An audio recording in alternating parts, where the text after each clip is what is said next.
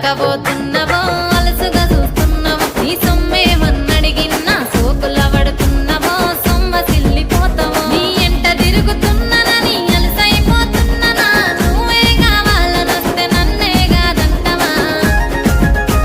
అమ్మో పిల్లగా పిల్లగా యహో పిల్లగా ఎంకటేశు చూడకబోతుంటవో కానకబోతుంటవో నా పిల్లగా ఎంకటేశు చూడకబోతుంటవో కానకబోతుంటవో